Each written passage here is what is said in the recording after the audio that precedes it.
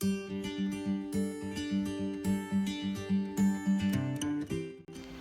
morning, guys. Katie here from Mitza Creek Farm. The kids have some turkeys out, so there's kind of a loud chaos behind me. Hopefully you don't hear it much. Anyways, today I figured it'd be a perfect day to do a garden tour.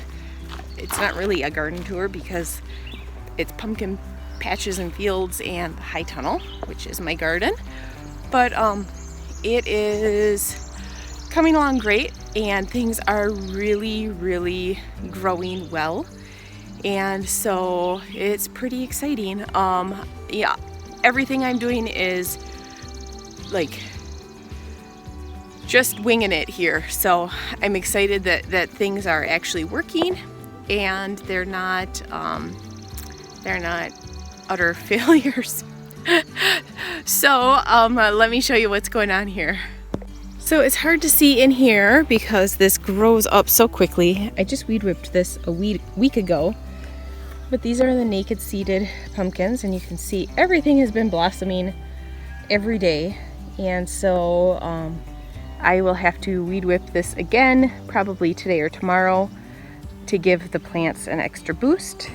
But we are going to be also laying some irrigation in here, so I don't need to use the overhead sprinkler. So that is kind of getting the irrigation and everything was a bigger priority. So now that it's here, we can weed whip and then I can lay it down, and then these guys are doing great. These are all the naked seeded ones. When we first started growing those, which was our first year, we were told that they were very hard to grow. And I kind of took that as a challenge. And that first year they were, and last year they were okay. I had them so mixed in with the other pumpkins that I couldn't tell you what was what at that point.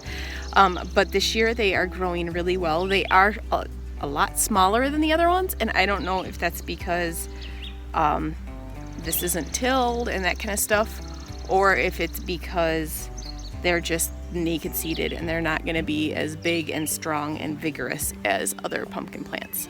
So I don't know, but they're coming along great. So that's all I can ask for. Here's Beck's little flower bed.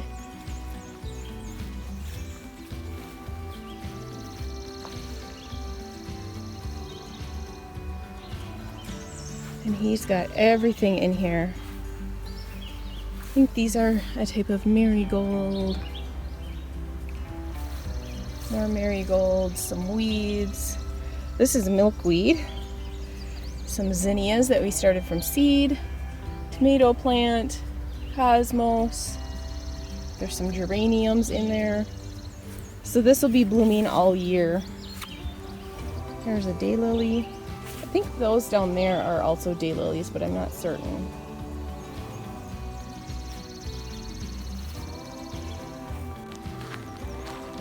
And then here we are over at the high tunnel and the pumpkin patch.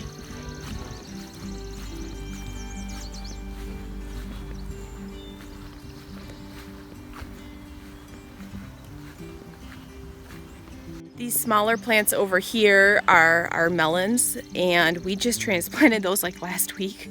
I totally forgot about them, and it wasn't a priority because it's something for us. It's not like for sale.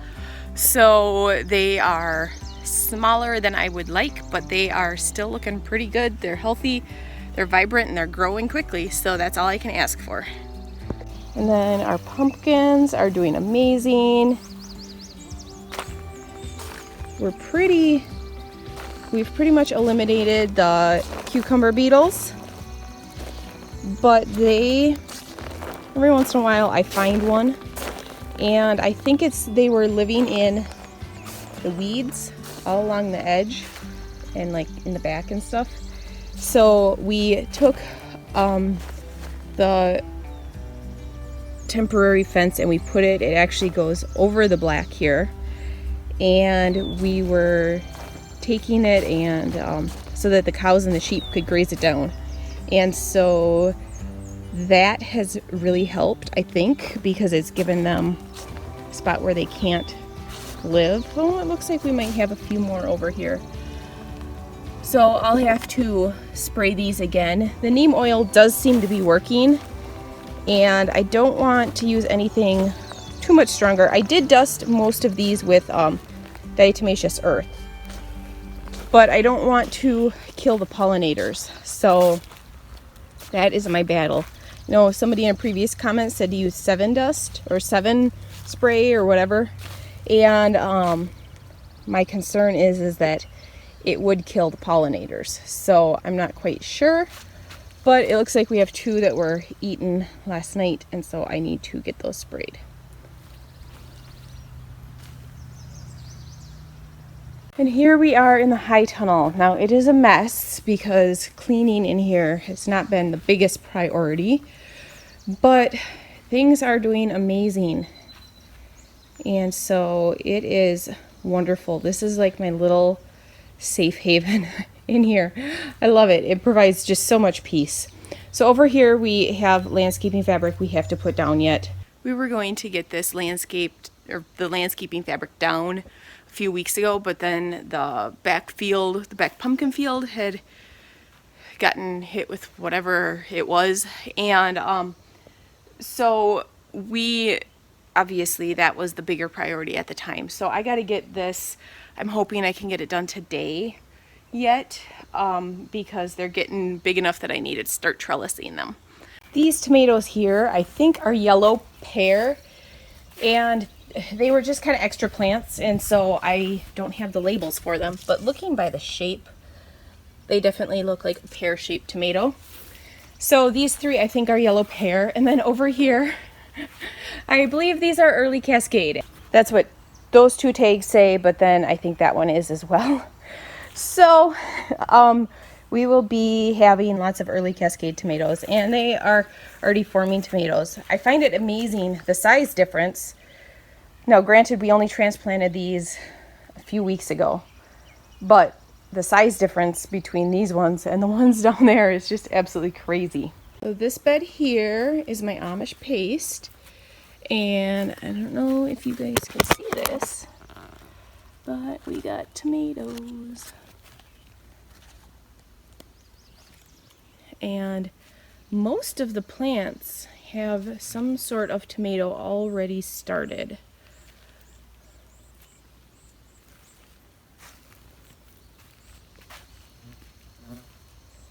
And these 2 beds are Brandywine, and as you can see, they are massive. They're at least 4 foot tall, and everything kind of has tomatoes on it. So in our area, it's rare to have tomatoes this early. We are just towards the end of June, and usually everywhere else things are blossoming, but definitely no tomatoes. I think last year we didn't get our first tomatoes till the end of July. Not that I gave them a lot of care in our previous area, but we usually in our area try to plant around Memorial Day, because usually that gives you a good chance of not having frost. But with that said, the last few years we've even had frosts going into mid-June. So I'm just very, very happy and very, very grateful that we're this far already. The other night it was down to the mid-40s for temperature here. So, and tomatoes don't like cold. So I'm just really happy that these guys are doing so well. Now onto this beast over here. This is our early Cascade Bed. So it's a determinate variety. So it's a variety that you don't want to prune, and it is a hot mess. I should have probably just put 1 plant in this bed, but I didn't realize that they would get so big. This is my first time growing determinate tomatoes, and it's got tomatoes everywhere. Let me show you this. So this is creeping in here to the beefsteak bed, so I have to trellis these again. But there's tomatoes in the back. Do you see those tomatoes there? I think we got some big ones down here. They're just absolutely everywhere. There's Tomatoes there. There. Even the little plants, or what I would consider the little plants for these guys, have tomatoes on them. So I really like how early these early Cascades have tomatoes. They were our first ones.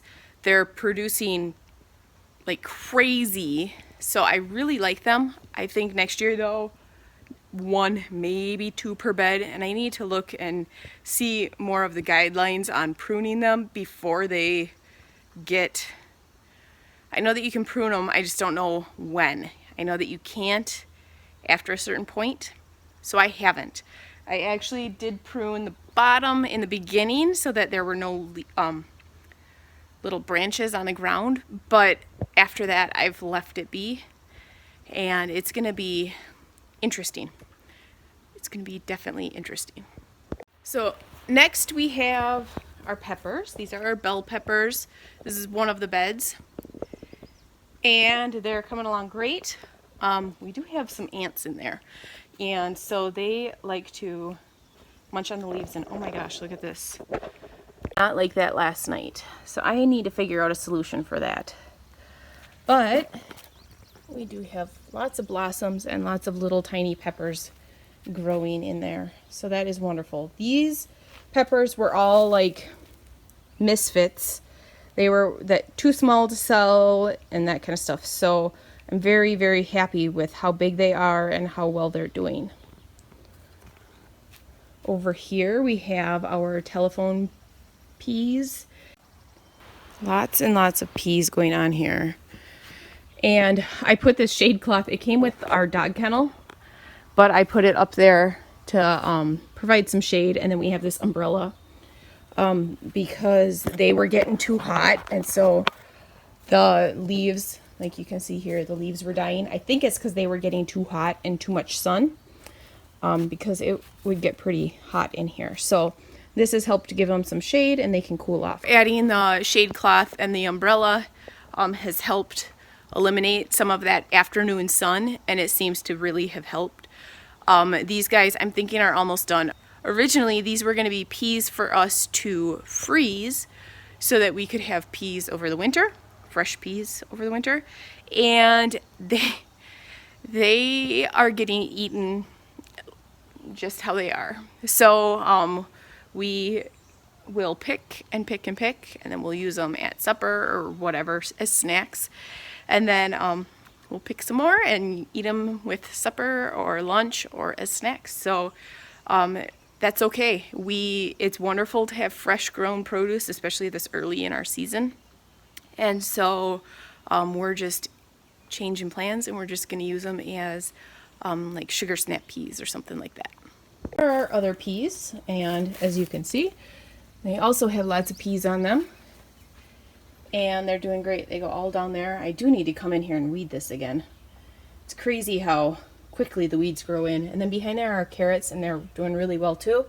And if you remember in the previous video, I just like literally threw down the carrot seeds. So I'm not sure to expect, or I'm not planning on expecting anything out of those. But they look like they're coming up great.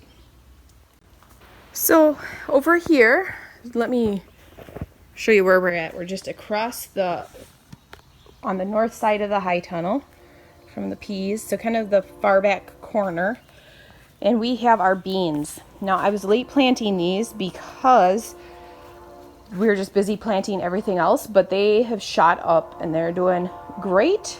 Here we have just regular beans that we are going to freeze for the winter. And then these 2 rows, I have 2 different successions here. And these are going to be the super long, like Chinese, what were they called? Chinese yard bean? Or, you know, those really long ones. We had them last year. Let me look, I have the pack still here. Chinese light green long beans. And then we have Oriental yard long beans. So we have, and these are, the first row is the Kentucky Wonder. So that is this row. These are the Oriental yard long beans, and then these are the Chinese light green beans. Last year we loved eating these two rows, the really long ones. We loved eating those raw or like mixed into a stir fry or something like that.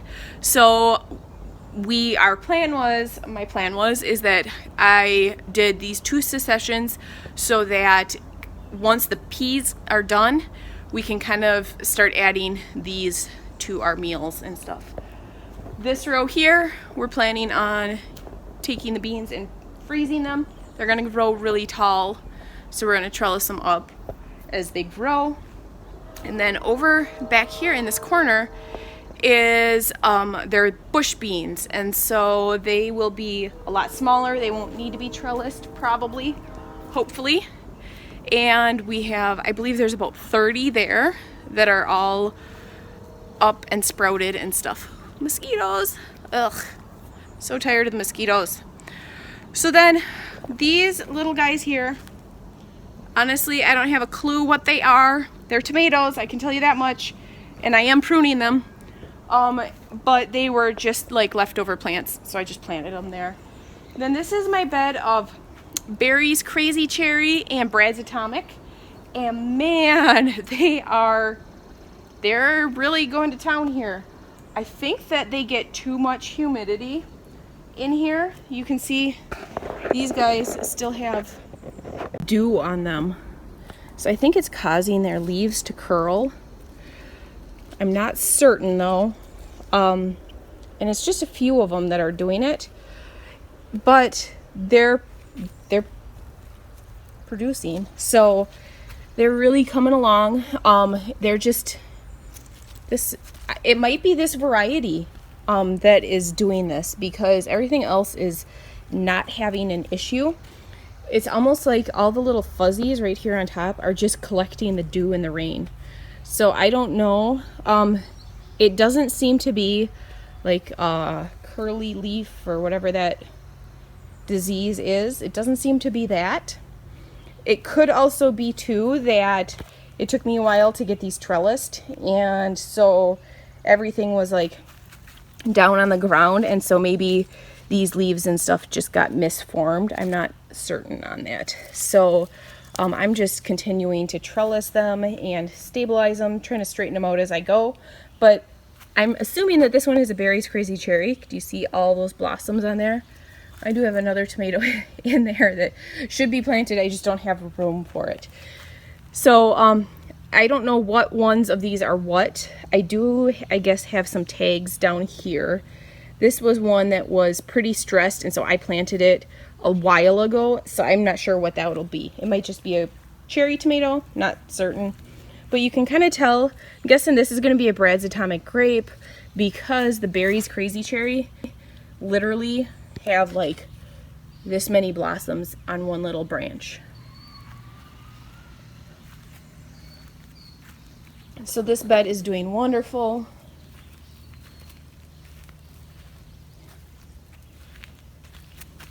That little guy looks like it's starting to curve. That could be because of the trellising though. Here's another berries crazy cherry. So I'm not quite sure what to do with that kind of stuff. And if you look, it's because, I'm guessing it's because of all the hairs on it. But I'm not certain. I don't know. So moving on to these guys. Some of these are cherry tomatoes. Some are beefsteak, and some are ones that weren't tagged but were looking healthy, and I wanted to plant. I didn't want to let them go to waste. So this row here, let's start here. This row is miscellaneous. It's probably all cherry, but I'm not positive. This row here is cherry as well, and you can see it's got tomatoes. They all have tomatoes on them already.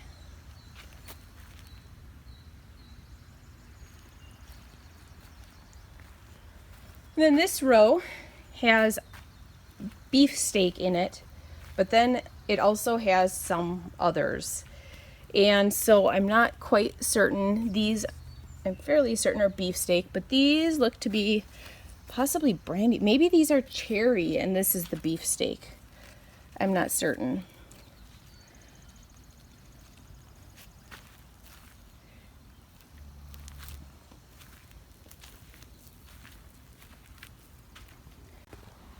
And then over here we have another bed of peppers, and they are doing awesome except for this little guy over here because this is a big old ant's nest.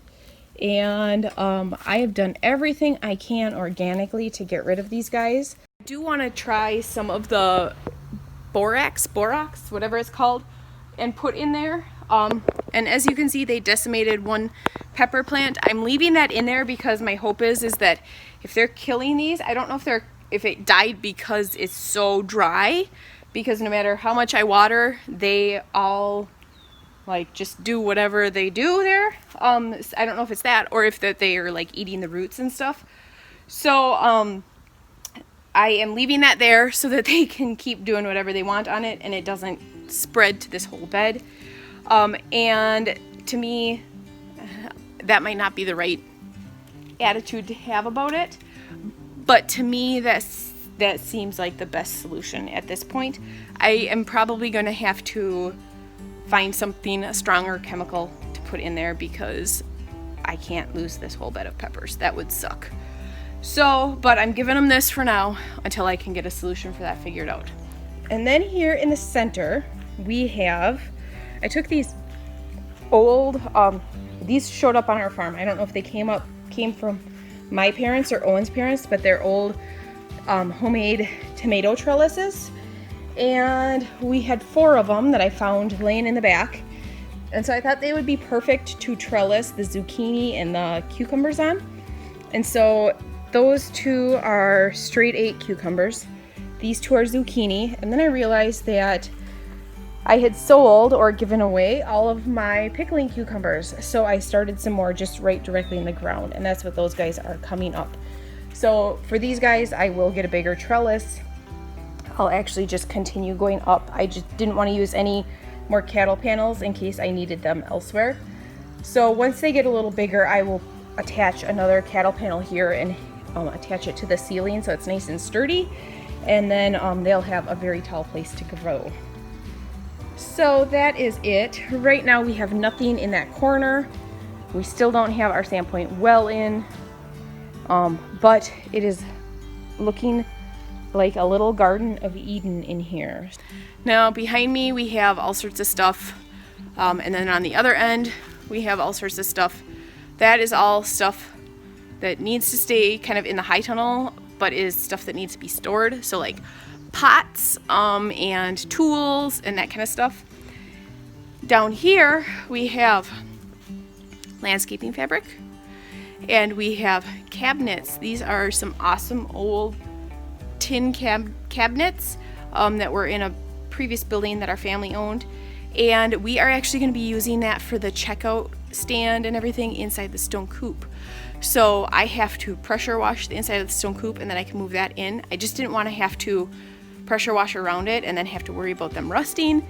And then also I didn't want to have to move them out and then move them in. So we put them in here for now. They have lots of ventilation. They don't get sprayed or anything like that. So theoretically they shouldn't rust. They're also on a platform on the ground. So theoretically they shouldn't rust.